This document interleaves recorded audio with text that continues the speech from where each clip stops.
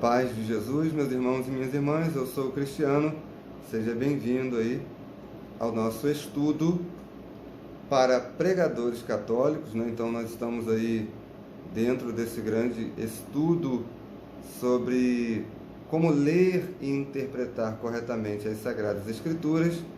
Nós iremos falar agora então dos sentidos da Sagrada Escritura, tá? Dos seus vários sentidos, mas sempre buscando com a fé da igreja o sentido total, né, daquilo que Deus quis revelar de si mesmo e que está registrado, portanto, naquilo que nós chamamos de Bíblia, né, na Sagrada Escritura, portanto, que contém ali também a Palavra de Deus. Os sentidos da Sagrada Escritura. Como a Bíblia é ao mesmo tempo de autoria divina e humana, e a gente já viu isso num outro momento, é necessário para lê-la coerentemente que dominemos um tipo de leitura distinto daquele ao qual nós normalmente estamos acostumados. Primeiramente, temos que lê-la de acordo com o seu sentido literal.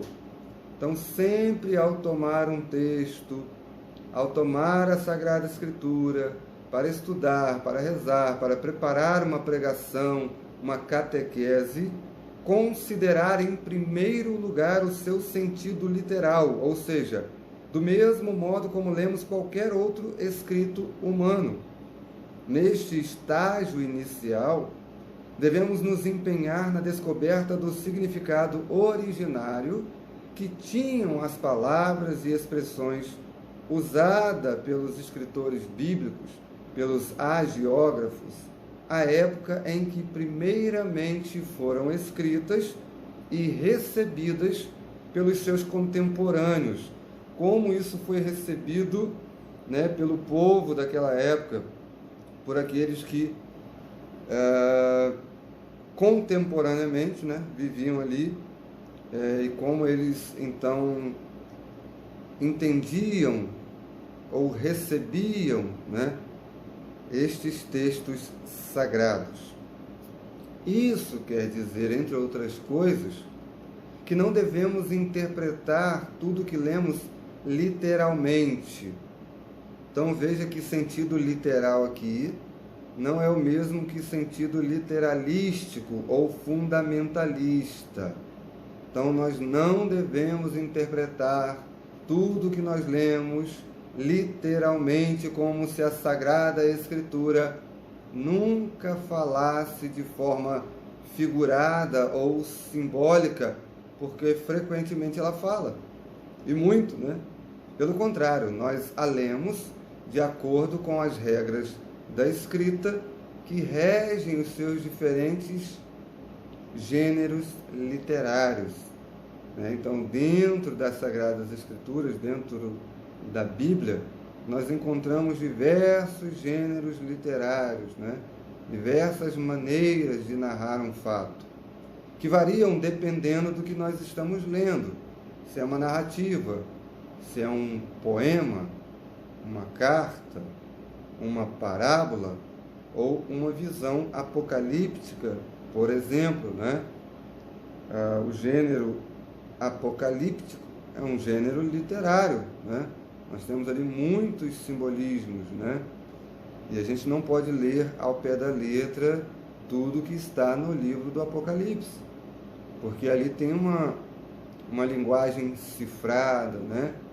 Dentro da perseguição do Império Romano aos primeiros cristãos, São João teve que colocar alguns símbolos ali para não falar, para não citar alguns nomes, por exemplo.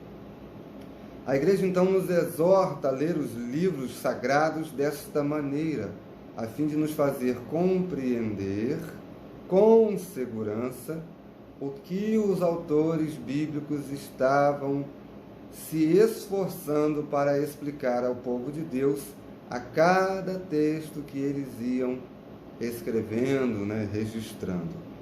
Então, o sentido literal, este primeiro sentido, no entanto, não é o único da Escritura, tá? Nós interpretamos as suas sagradas páginas também de acordo com os seus sentidos espirituais. Então, nós não falamos simplesmente de um sentido espiritual.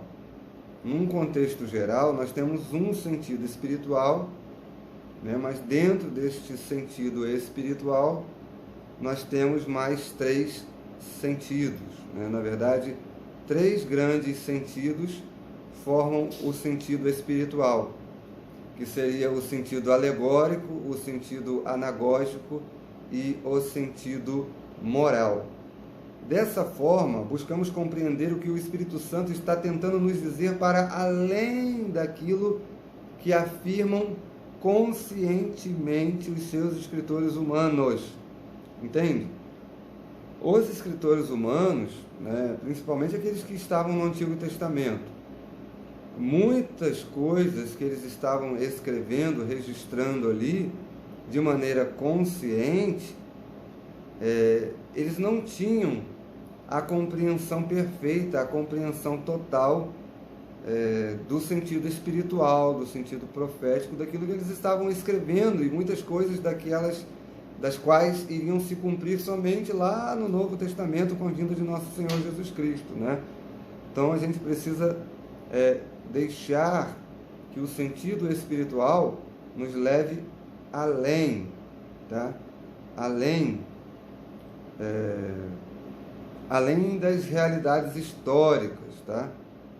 Então, os sentidos espirituais são para o sentido literal como a alma é para o corpo.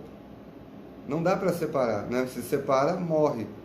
E a gente tem como morte exatamente a separação da alma e do corpo, né? Ali o nosso corpo morre. Então veja, os sentidos espirituais são o que a alma é para o corpo. Você é capaz de distingui-los, né? Você sabe que a alma não é o corpo não é a alma. Porém, se tentar separá-los, a consequência imediata é fatal. São Paulo, então, foi o primeiro a insistir nisso, e já alertava lá em 2 Coríntios 3, por exemplo, versículos de 5 a 6, São Paulo já alertava para essas consequências. Então ele diz assim, olha, Deus nos tornou capazes de exercer o ministério da aliança nova, ou da nova aliança, não a aliança da letra, mas do Espírito. A letra mata, né? Se você fica só na letra. Mas o Espírito é quem dá a vida, o Espírito é quem vivifica. Muito interessante isso, né? Então nós temos que ter a letra e o Espírito, né? Ou ler com o Espírito. Ler no Espírito aquilo que o Espírito inspirou, né? Se as Sagradas Escrituras foram inspiradas pelo Espírito Santo, nós precisamos deixar que ele nos inspire também, como ele inspira a igreja, e ler com a fé da igreja a totalidade das Sagradas Escrituras, né, para encontrar o seu sentido total.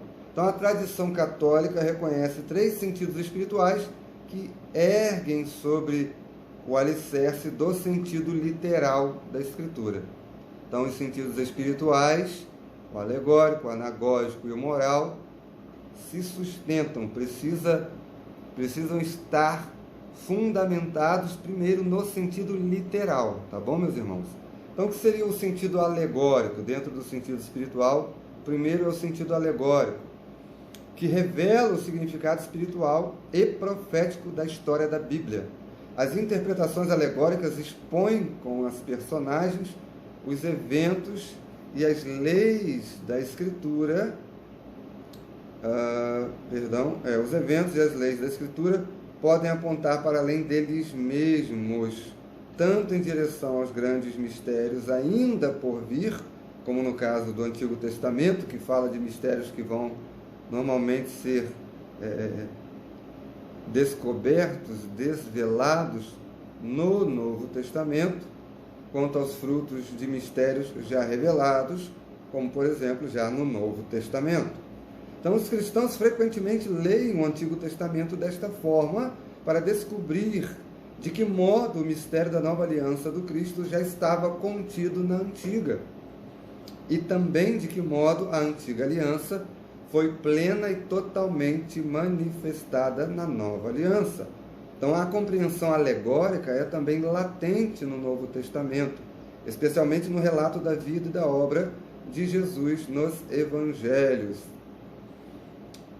Sendo Cristo a cabeça da igreja e a fonte da sua vida espiritual, tudo aquilo que foi realizado por ele enquanto viveu no mundo antecipa aquilo que ele continua realizando em seus membros através da graça.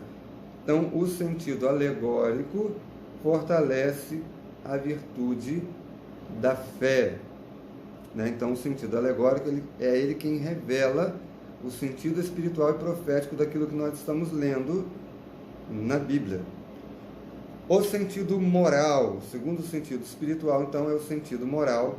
Então, nós, quando estivermos diante dos textos sagrados, nós precisamos considerar estes sentidos, tá? Primeiro o sentido literal, depois os sentidos, né? Os três sentidos espirituais, tá? O sentido moral seria também o sentido chamado tropológico, é aquele que revela como as ações do povo de Deus no Antigo Testamento e na vida de Jesus no Novo nos incitam a criar hábitos virtuosos em nossa própria vida. A gente vai ver isso um pouco mais, todos esses sentidos, a partir da Catena Áurea de Santo Tomás de Aquino, a respeito do Evangelho de São Marcos, tá? Na última parte do nosso estudo, eu vou estar tomando ali uma lição da Catena Áurea. Nós vamos ver todos estes sentidos aplicados pelos padres da igreja sobre um texto do Evangelho de São Marcos, muito interessante. Então, neste sentido, né, no sentido moral da Escritura, se tiram alertas contra vícios e pecados, né? Assim como nela se encontra a inspiração para se perseguir a pureza e a santidade. O sentido moral fortalece, por exemplo, a virtude da caridade, né? Então nós precisamos encontrar ali, né, o ensinamento moral que o Senhor deixou para nós.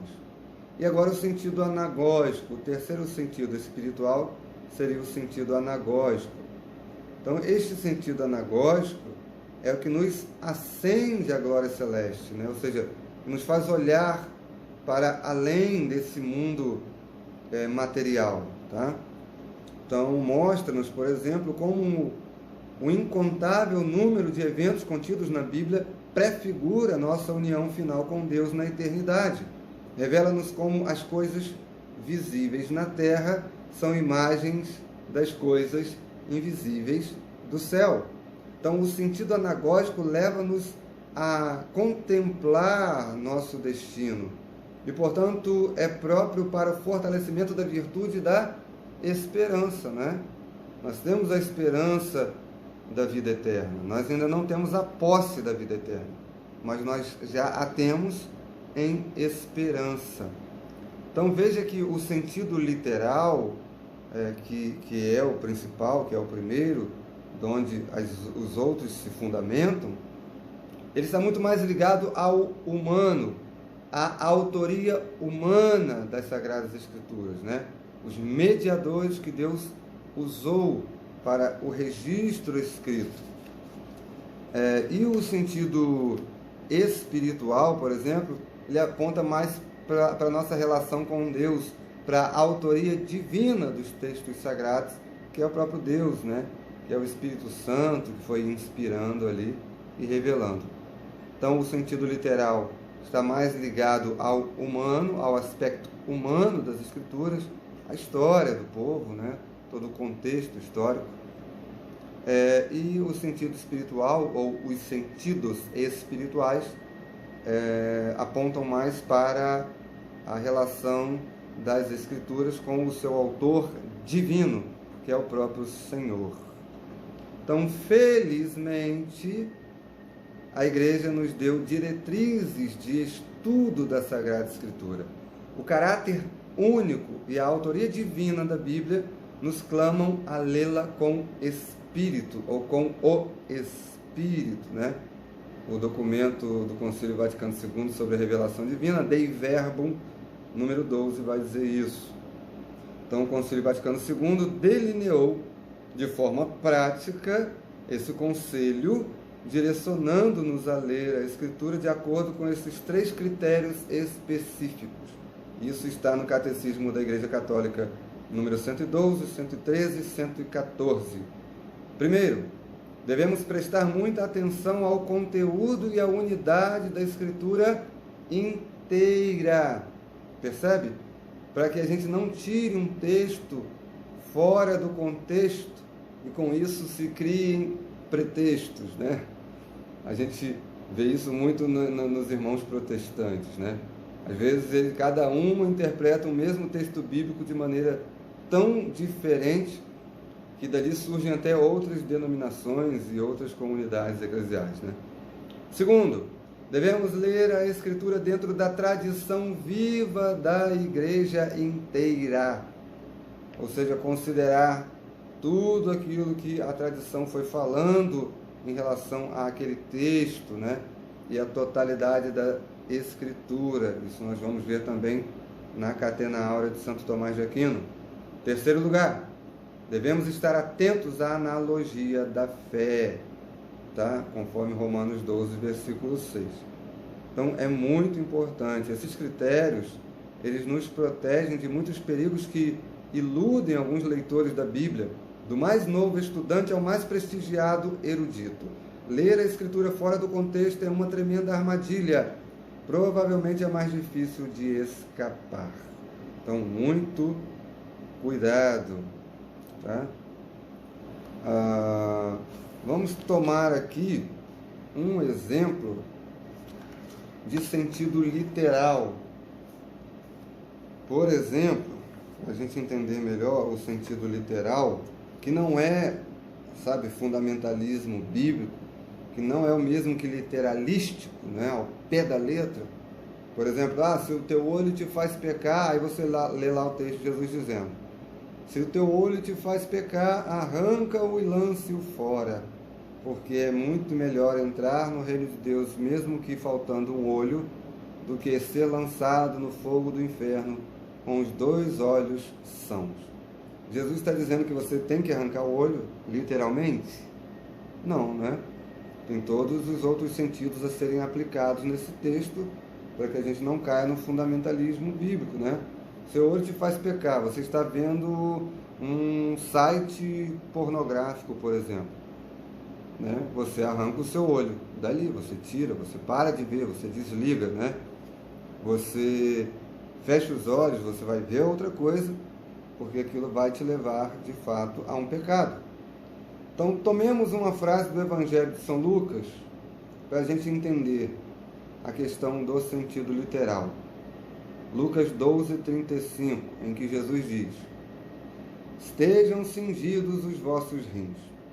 Se eu ler literalisticamente ou fundamentalisticamente, né, estas palavras, tais como se apresentam, né, ao pé da letra, eu posso imaginar que Cristo está dando uma ordem a todos os seus seguidores de ter consigo sempre uma cinta, né, amarrada na cintura, um símbolo, como um sinal de identificação, né?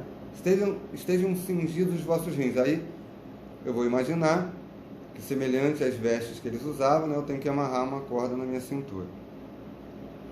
Mas não é esse, né? Essa não é uma forma correta de entendimento. Então, qual então é o autêntico sentido literal desta frase? Historicamente, olha aí, já se considera que então a história, o contexto, né? Como que eram as vestes, como que era cingido os rins, por que eles cingiam os rins em alguns momentos, né?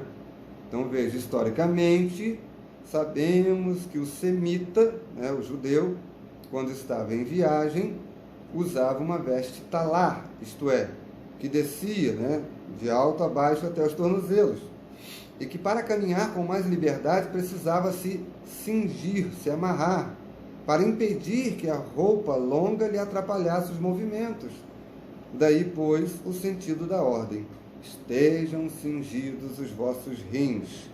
É a indicação simbólica de uma atitude do fiel que deve sempre estar pronto, disponível para a marcha para o reino.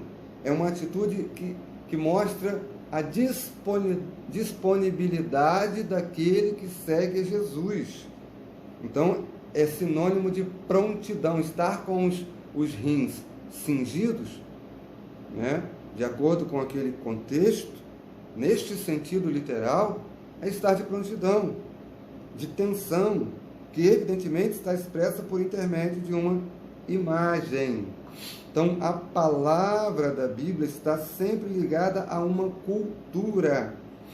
E essas imagens ajudam muito mais, né, a compreender o que aquilo que Jesus está dizendo, né? Então, a palavra da Bíblia está sempre ligada a uma cultura, a uma mentalidade e, algumas vezes, a leitura literalista pode tornar-se, por muitos motivos, verdadeiramente ridícula, mas até mesmo trágica e perigosa. Então, muito cuidado, né, ao ler um texto de forma literalística ou fundamentalística. Então, o sentido espiritual, né, só para terminar esse momento, diferente do sentido literal, né, o sentido espiritual é esta leitura, né, que nos faz descobrir um significado ulterior, né, ou como que posterior, dentro de tudo que é identificado com o sentido literal. Então, algumas vezes o sentido literal já serve para deixar vislumbrar o significado espiritual profundo, né? Nesse exemplo, estejam cingidos os vossos rins, existe um significado espiritual evidente, mas em outros textos bíblicos isto não está evidente, né? Então, a gente precisa aplicar todos estes sentidos ao texto sagrado para termos, então, o sentido total das Escrituras. E o sentido total, vou dar um exemplo aqui de sentido total, a partir do Evangelho de São Mateus, capítulo 1, versículo 23, semelhante àquele texto de João 8, João 7, 37 e 38, né? Em que Jesus aplica uma realidade nova, tendo por base uma profecia do Antigo Testamento, que agora se cumpre, né, e se torna perfeita. Aqui também, nesse texto de Mateus, capítulo 1, versículo 23, nós também temos uma visão total, tá? Então a gente vai entendendo até melhor o Antigo Testamento por conta disso. Veja bem, São Mateus diz a respeito do nascimento de Jesus, né, de Nossa Senhora. Eis que a Virgem, lembrando que eu estou com a tradução do Padre Matos Soares, tá, da década de 50, que ele traduz diretamente do original da Vulgata Latina, né, do latim para o português. Eis que a Virgem conceberá e dará à luz um filho, a quem chamarão pelo nome de Emanuel, que significa Deus conosco.